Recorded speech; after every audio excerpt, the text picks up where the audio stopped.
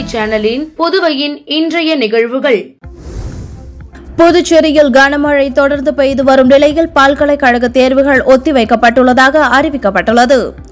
பெங்கல் புயல் காரணமாக புதுச்சேரியில் கனமழை வெளுத்து வாங்கியது. இதனால் புதுச்சேரியின் பல்வேறு பகுதிகளில் வீடுகளை வெள்ள நீர் சூழ்ந்துள்ளது. இதன் காரணமாக பொதுமக்கள் கடும் அவதியடைந்துள்ளனர். இந்த நிலையில் புயல் கரையை கடந்துவிட்டாலும் மழை தொடரும் என சென்னை வானிலை ஆய்வு மையம் அறிவித்துள்ளது. இதையடுத்து தொடர் கனமழை மற்றும் பாதிப்பு காரணமாக புதுச்சேரி மத்திய பல்கலைக்கழக தேர்வுகள் ஒத்திவைக்கப்பட்டுள்ளது. இன்று டிசம்பர் 3ஆம் தேதி முதல் 5ஆம் தேதி வரை நடைபெற இருந்த புதுச்சேரி பல்கலைக்கழக தேர்வுகள் இளநிலை மற்றும் முதுநிலை ஒத்திவைக்கப்படுவதாகவும் தேதி பின்னர் அறிவிக்கப்படும் என பல்கலைக்கழகம் அறிவிக்கப்பட்டுள்ளது. புதுச்சேரியில் மீனவர்கள் இன்று முதல் கடலுக்கு செல்லலாம் என புதுவை மீன்வளத்துறை அறிவித்துள்ளது. வங்கக்கடலில் காற்றழுத்த தாழ்வு நிலை காரணமாக மீனவர்கள் கடலுக்கு செல்ல வேண்டாம் என மீன்வளத்துறை கடந்த 25ஆம் தேதி அறிவித்திருந்தது. இதையடுத்து பெங்கல் புயல் உருவானதை அடுத்து மறு அறிவிப்பு வரும் வரை மீனவர்கள் கடலுக்கு செல்ல தடை விதிக்கப்பட்டது. இந்த நிலையில் புயல் மரக்காணம் பகுதியில் கடந்த சனிக்கிழமை இரவு கரையை கடந்தது. வானிலை மைய எச்சரிக்கைகளும் திரும்பப் பெறப்பட்டுள்ளன. இதையடுத்து மீனவர்களுக்கான தடையை மீன்வளத்துறை திரும்பப் பெற்றுள்ளது. இதுகுறித்து புதுவை மீன்வளத்துறை இயக்குநர் முகமது இஸ்மாயில் வெளியிட்டுள்ள அறிக்கையில், வட தமிழகம் மற்றும் புதுச்சேரி கடலோர மீனவர்களுக்கு வானிலை ஆய்வு மையத்தின் சார்பில் எச்சரிக்கை ஏதும் இன்று விடுக்கப்படவில்லை. எனவே புதுச்சேரி மீனவர்கள் இன்று முதல் மீன்பிடிக்க கடலுக்கு செல்லலாம் என குறிப்பிடப்பட்டுள்ளது. மலட்டாற்றில் ஏற்பட்ட வெள்ளப்பெருக்கால் ஆற்றின் கரையோரம் உள்ள கிராமங்கள் நீரில் மூழ்கியுள்ளன. அத்தியாவசிய பொருட்கள் சரிவரை கிடைக்காமல் பொதுமக்கள் அவதியடைந்துள்ளனர். தென்பெண்ணை ஆற்றில் இருந்து கிளை ஆறாக பிரியும் மலட்டாற்றில் ஏற்பட்ட வெள்ளப்பெருக்கு காரணமாக ஆற்று ஓரம் உள்ள புதுவை கிராமங்களான பண்டசோழ நல்லூர், வடுவக்குப்பம், மடமேடு, கடவனூர், கரையாம்புத்தூர் மற்றும் பாகூர் பகுதியில் உள்ள கிராமங்கள் நீரில் மூழ்கி தத்தளித்து வருகின்றன. மேலும் அத்தியாவசிய பொருட்கள் வாங்குவதற்கு பாலத்தின் இரு கரை ஓரங்களிலும் பொதுமக்கள் காத்திருக்கின்றனர். டிராக்டர் உதவியுடன் தமிழக பகுதியை சேர்ந்த பொதுமக்கள் புதுவை பகுதிக்கு வந்து காய்கறி மற்றும் அத்தியாவசிய பொருட்களை வாங்கி செல்கின்றனர். வெள்ள நீர் சூழ்ந்துள்ள பகுதிகளில் உள்ள பொதுமக்கள் அத்தியாவசிய பொருட்கள் கிடைக்காமல் புலம்பி வருகின்றனர். மேலும் கொங்கம்பட்டு, பண்டசோழ நல்லூர் பகுதிகளில் வெள்ளப்பெருக்கு உள்ள நிலையில் பொதுமக்கள் ஆபத்தை உணராமல் மீன்பிடித்தும் குளித்தும் வருகின்றனர். பெங்கல் புயல் அன்று வேலைக்கு சென்ற இளைஞர் 3 நாட்கள் கழித்து வாய்க்காலில் சடலமாக மீட்கப்பட்ட சம்பவம் புதுச்சேரியில் சோகத்தை ஏற்படுத்தியுள்ளது. புதுச்சேரி ராஜாஜி நகரை சேர்ந்தவர் சீனிவாசன், 31, கிழக்கு கடற்கரை சாலைகள் உள்ள டேட்டாமெட்டிக்ஸ் என்ற தனியார் நிறுவனத்தில் பணிபுரிந்து வந்தார். இந்த நிலையில் கடந்த சனிக்கிழமை பெங்கல் புயல் அன்று வேலைக்கு சென்ற சீனிவாசன் நிறுவனத்தில் இருந்து 3 மணிக்கு வெளியே வந்ததாக கூறப்படுகிறது. ஆனால் அவர் வீட்டுக்கு வரவில்லை. இதனால் அச்சமடைந்த அவரது குடும்பத்தினர் பல இடங்களில் தேடிய பிறகு லாசுபேட்டை காவல் நிலையத்தில் புகார் அளித்தனர். புகாரின் பேரில் போலீசார் காணாமல் போன சீனிவாசனை கடந்த 3 நாட்களாக தேடி வந்தனர். இந்த நிலையில் அண்ணா நகர் வாய்க்காலின் ஓரம் ஆண் சடலம் ஒன்று கிடப்பதாக அப்பகுதி மக்கள் உருளையான்பேட்டை காவல் நிலையத்திற்கு தகவல் அளித்தனர். இதனை அடுத்து சம்பவ இடத்திற்கு விரைந்து வந்த போலீசார் உடலை கைப்பற்றி பிரேத பரிசோதனைக்காக அரசு மருத்துவமனைக்கு அனுப்பி வைத்தனர். போலீசார் விசாரணையில் வாய்க்காலில் சடலமாக கிடந்தது சீனிவாசன் என்பது தெரியவந்தது. புயல் காரணமாக மழை வெள்ளத்தில் அடித்து செல்லப்பட்டு இறந்தாரா அல்லது வேறு ஏதேனும் காரணமா என போலீசார் பல்வேறு கோணங்களில் விசாரணை மேற்கொண்டு வருகின்றனர். வேலைக்கு சென்ற இளைஞர் 3 நாட்கள் கழித்து சடலமாக மீட்கப்பட்ட சம்பவம் புதுச்சேரியில் சோகத்தை ஏற்படுத்தியுள்ளது. புதுச்சேரி அரசு பள்ளி கல்வி இயக்ககம் செய்திக்குறிப்பு. புதுச்சேரியில் நாளை 4/12/2024 கீழ்கண்ட பள்ளிகளில் தண்ணீர் தேங்கி நிற்பதாலும் மழை நிவாரண முகாம்களாக செயல்படுவதாலும் கீழ்கண்ட அரசு பள்ளிகளுக்கு விடுமுறை அறிவிக்கப்படுகிறது. ஏனைய அரசு மற்றும் தனியார் பள்ளிகள் அனைத்தும் நாளை 4/12/2024 புதன்கிழமை வழக்கம் போல் செயல்படும் என்று அறிவிக்கப்படுகிறது. அரசு தொடக்க பள்ளிகளான தவளக்குப்பம், காக்கையந்தோப்பு, மூலக்குளம், கூனிச்சம்பேட், கரையாம்புத்தூர், சின்ன கரையாம்புத்தூர், கடவனூர், கிருஷ்ணாவரம், மடமேடு, அரசு நடுநிலைப் பள்ளிகளான பண்டசோழநல்லூர், மணலிப்பட்டு, பூர்ணாங்குப்பம், டிஎன் பாளையம், பனையடிக்குப்பம், அரசு உயர்நிலைப் பள்ளிகளான உருவையாறு, மங்களம், திருக்கனூர், பனித்தட்டு, அரசு மேல்நிலைப் பள்ளி கரையாம்புத்தூர், சின்னாத்தா அரசு பெண்கள் மேல்நிலைப் பள்ளி முத்தியால்பேட், அறிஞர் அண்ணா அரசு மேல்நிலைப் பள்ளி கூனிச்சம்பேட், பாகூர் கொம்யூனில் உள்ள அரசு மற்றும் தனியார் பள்ளிகள். புதுச்சேரியில் அனைத்து பகுதிகளிலும் தேங்கிய மழைநீர் 24 மணி நேரத்தில் வெளியேற்றப்பட்டு மக்கள் இயல்பு வாழ்க்கைக்கு திரும்பினர் என பொதுப்பணித்துறை தலைமை பொறியாளர் தீனதயாளன் தெரிவித்துள்ளார்.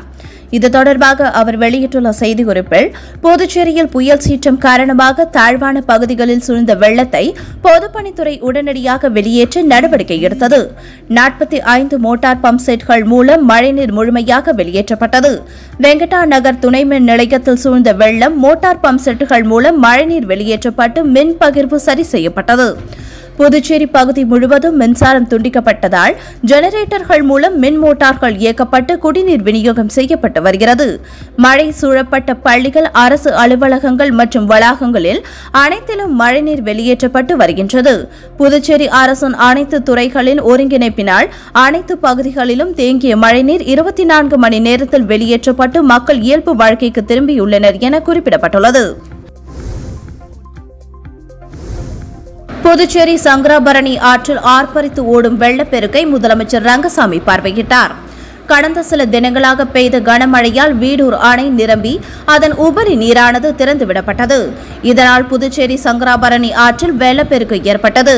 இதனால் பல்வேறு கிராமங்களில் சாலைகள் துண்டிக்கப்பட்டதை பொதுமக்கள் ஆபத்தை உணராமல் சாலைகளை கடந்து வருகின்றனர். இந்த நிலையில் புதுச்சேரி முதலமைச்சர் ரங்கசாமி பல்வேறு பகுதிகளில் மழைநீர் தேங்கியுள்ள பகுதிகளையும் வெள்ளப்பெருக்கு ஏற்பட்டுள்ள பகுதிகளையும் பார்வையிட்டு வருகிறார். இதன் ஒரு பகுதியாக சங்கராபரணி ஆற்றில் பெருக்கெடுத்து ஓடும் வெள்ளப்பெருக்கை ஆரியபாளையம் கிராமத்தில் உள்ள மேம்பாலத்தில் பொதுமக்களுடன் பார்வையிட்டார். சங்கராபரணி ஆற்று வெள்ளத்தை அதிகாரிகளுடன் சென்று பார்வையிட்ட பொதுப்பணித்துறை அமைச்சர் லட்சுமி நாராயணன் பாதிக்கப்பட்ட கிராமங்களுக்கு நேரில் சென்று நிவாரணப் பணிகளை ஆய்வு செய்தார். தமிழகம் மற்றும் புதுச்சேரியில் கடந்த சில தினங்களாக பெய்த கனமழையால் வேடூர் அணை நிரம்பி அதன் உபரி நீரானது திறந்துவிடப்பட்டது. இதனால் புதுச்சேரி சங்கராபரணி ஆற்றில் வெள்ளப்பெருக்கு ஏற்பட்டது. மழைநீர் ஆர்ப்பரித்து ஓடியதால் கிராமங்களில் சாலைகள் துண்டிக்கப்பட்டது. தொடர்ந்து 2வது நாளாக மழைநீர் ஆர்ப்பரித்து செல்வதால் மக்கள் பாதுகாப்பான இடத்தில் தங்க வைக்கப்பட்டுள்ளனர். இந்த நிலையில் பொதுப்பணித்துறை அமைச்சர் லட்சுமி நாராயணன் பல்வேறு பகுதிகளில் மழைநீர் தேங்கியுள்ள பகுதிகளையும் ஊசுடு ஏரி, செல்லிப்பட்டு படுகை அணையும் பார்வையிட்டார்.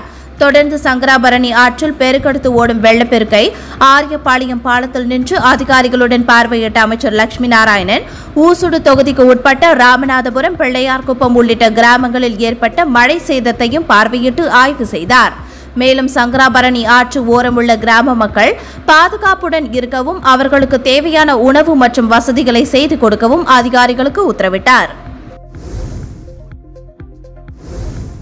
ஆதி திராவிடர் நலத்துறையில் பணிபுரியும் முழுநேர தினக்கூலி ஊழியர்களுக்கு பணி நிரந்தர ஆணையை முதலமைச்சர் ரங்கசாமி வழங்கினார். புதுச்சேரி அரசு ஆதி திராவிடர் மற்றும் பழங்குடியினர் நலத்துறையின் விடுதிகளில் பணிபுரிந்து வரும் முழுநேர தினக்கூலி ஊழியர்கள் தங்களை உதவி சமையல்காரர் மற்றும் உணவு பரிமாறுபவர்கள் பதவியில் பணி நிரந்தரம் செய்ய வேண்டும் என்று நீண்ட நாட்களாக கோரிக்கை வைத்து வந்த நிலையில் அவர்களின் கோரிக்கையை ஏற்று 5 முழுநேர தினக்கூலி ஊழியர்களை பணி நிரந்தரம் செய்ய முதலமைச்சர் துறைக்கு உத்தரவிட்டிருந்தார். அதன் அடிப்படையில் 5 முழுநேர தினக்கூலி ஊழியர்கள், சமையல்காரர் மற்றும் உணவு பரிமாறுபவர்களுக்கு பணி நிரந்தரம் செய்யப்பட்டு அதற்கான ஆணையை முதலமைச்சர் ரங்கசாமி இன்று வழங்கினார். இந்நிகழ்ச்சியின் போது ஆதி திராவிடர் மற்றும் பழங்குடியினர் நலத்துறை இயக்குநர் இளங்கோவன் மற்றும் துறை அதிகாரிகள் உடனிருந்தனர். வயநாடு மக்களவைத் தேர்தலில் பிரியங்கா காந்தி இமாலய வெற்றி பெற்றதை தொடர்ந்து ராகுல் காந்தி தேசிய பேரவைத் தலைவர் RE சேகர் தலைமையில் நிர்வாகிகள் வயநாடு தொகுதியில் துண்டு பிரசுரங்களை வழங்கி மக்களுக்கு நன்றி தெரிவித்தனர். கேரள மாநிலம் வயநாடு தொகுதியில் போட்டியிட்ட பிரியங்கா காந்தி இமாலய வெற்றி பெற்று சாதனை படைத்துள்ளார். இதனையடுத்து வயநாடு தொகுதிக்குட்பட்ட கல்பட்டா, சுல்தான் பச்சேரி, மானந்தவாடி, முக்கம், வண்டூர் உள்ளிட்ட பல்வேறு பகுதிகளுக்கு நேரில் சென்று பிரியங்கா காந்தி நன்றி தெரிவித்தார். அப்பொழுது பிரியங்கா காந்தியை புதுச்சேரியை வெற்றி பெற செய்த மக்களுக்கு ராகுல் காந்தி தேசிய பேரவைத் தலைவர் ஆர் இ சேகர் தலைமையில் துணைத் தலைவர் திருவேங்கடம் முன்னிலையில் பேரவை நிர்வாகிகள் துண்டு பிரசுரங்களை வழங்கி நன்றி தெரிவித்தனர். இந்த நிகழ்ச்சியில் புதுச்சேரி முன்னாள் மாவட்ட இளைஞர் காங்கிரஸ் தலைவர் தயாளன், செயற்குழு உறுப்பினர் அசோகன், முன்னாள் மாநில இளைஞர் காங்கிரஸ் செயலாளர் பிரபு மற்றும் ஆனந்த் பத்மநாபன் உட்பட்ட காங்கிரஸ் கட்சியினர் உடனிருந்தனர். வயநாடு மக்களவைத் தேர்தலின் போது பிரியங்கா காந்தியை ஆதரித்து ராகுல் காந்தி தேசிய பேரவையினர் வயநாடு தொகுதி முழுவதும் தீவிர பிரச்சாரம் மேற்கொண்டது குறிப்பிடத்தக்கது.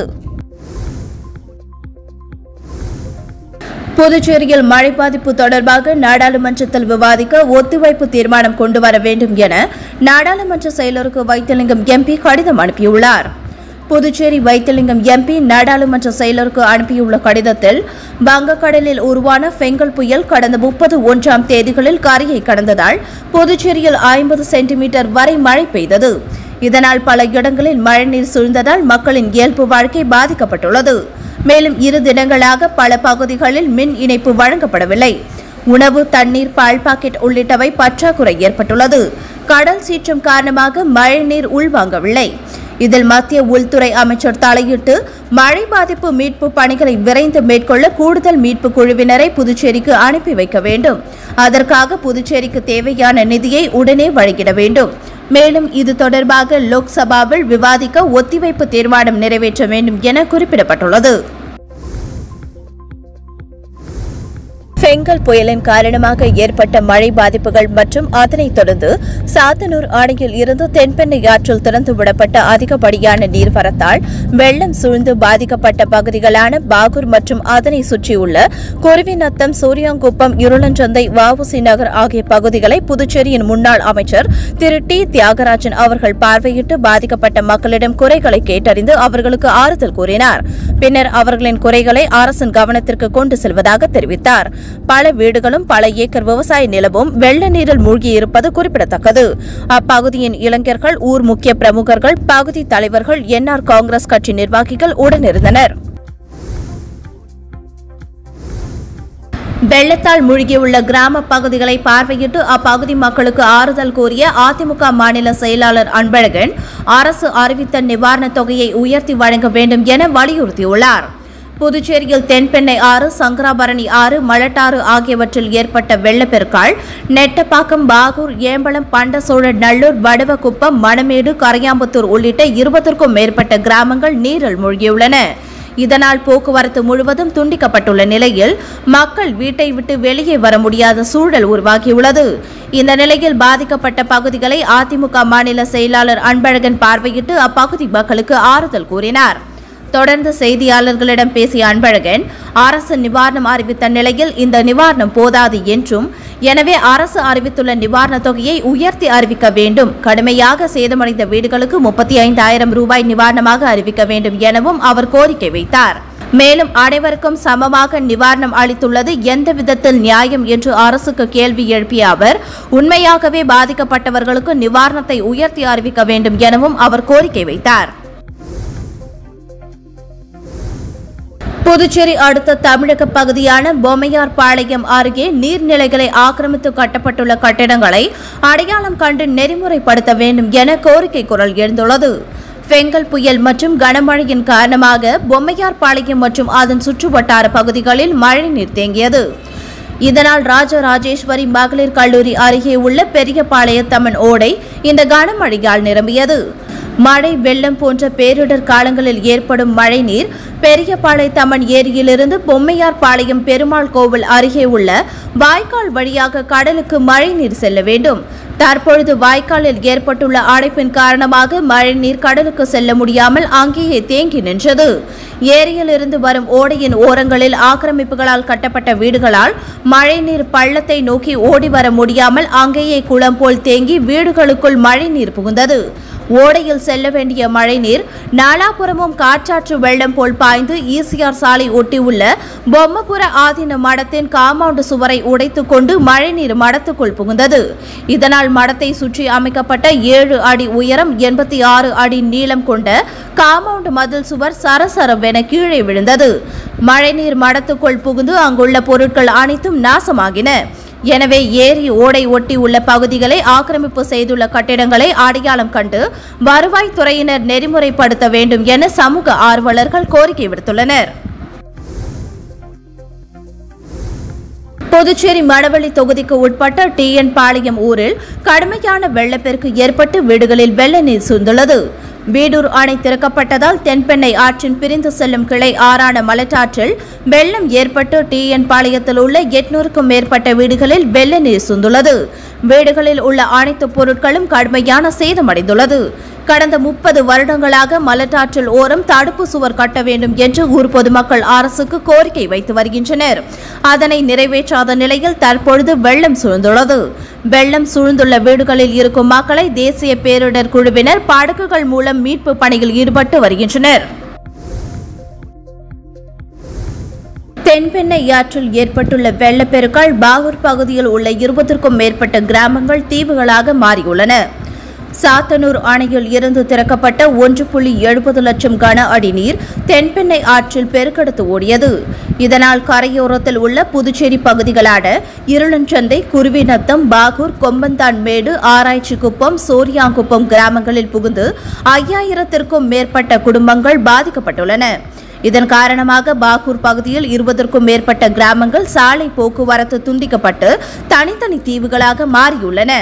வெள்ளத்தில் இருந்து தப்பிக்க பலர் வீட்டின் மாடிகளில் தஞ்சம் அடைந்துள்ளனர். வீடுகளில் இருந்து வெளியேறியவர்கள் முகாம் மற்றும் அருகில் உள்ள உறவினர்கள் வீடுகளில் தஞ்சம் அடைந்துள்ளனர். மேலும் புதுச்சேரி கடலூர் சாலையை வெள்ளம் சூழ்ந்துள்ளதால் போக்குவரத்து தடை செய்யப்பட்டுள்ளது. தீயணைப்பு வீரர்கள், தேசிய பேரிடர் மீட்பு படை, போலீசார் மற்றும் இளைஞர்கள் துணையுடன் வெள்ளம் சூழ்ந்த வீடுகளில் சிக்கியவர்களை மீட்கும் பணியில் ஈடுபட்டுள்ளனர். படகு பழுதானதால் மற்றொரு படகில் கட்டி இழுத்து வரப்பட்ட விசைப்படகையும் அதிலிருந்த காரைக்கால் மீனவர்கள் 18 பேரையும் இலங்கை கடற்படை சிறைப்பிடித்துள்ள சம்பவம் பரபரப்பை ஏற்படுத்தியுள்ளது.